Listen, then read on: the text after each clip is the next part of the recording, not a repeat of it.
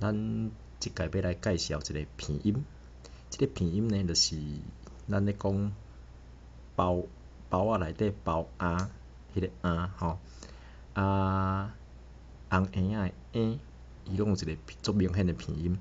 即个片音的写法呢，真简单吼，咱伫顶届咱讲的啊、i、u、e、o，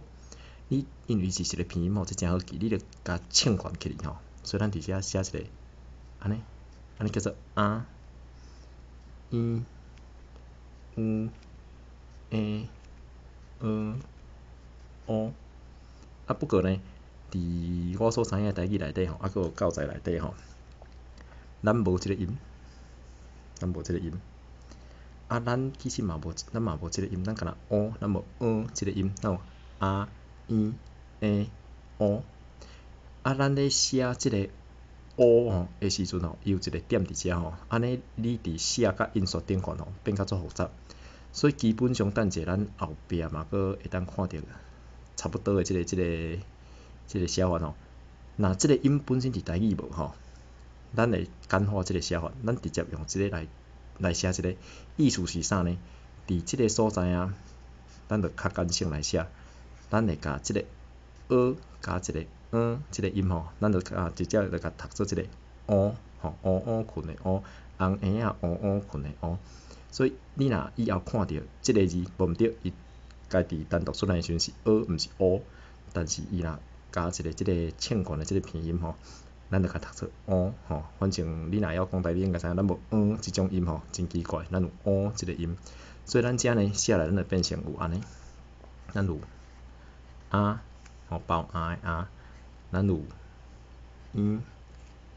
有人讲红婴仔，有人讲红婴仔迄有哪腔口的问题吼。有人讲佫有一个困的所以这是咱迄个片化的母音即个伫顶悬。佫详细介绍我所知影的一寡写法吼，因为共款，即个物件呢，参一 OS 点吼，拢设甲下伫即个顶悬即个角咧印刷也是咧写时阵若无好写吼，也是有一寡输入法吼。你若无超工安装，你敢若会当拍英文的字尾是即个字吼会拍袂出来。所以有过去以来我所知影至少有2种，毋知影算讲一种写法啦吼，撇开即个问题。伊一个是安尼，应该有人会安尼写大写。所以你若伫后壁吼写一个大写，即个安尼就是吼，不要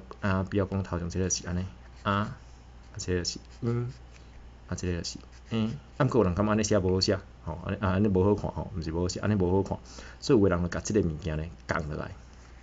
但是你降落来吼，会变成咱后一课要甲大家介绍另外一个片音，所以伊就佫加一个。所以你若看到人咧写台语罗马字吼，有2个连做伙，即个 n 吼，伊就是即个伫顶悬的，安尼是所以所有的写法就变成甲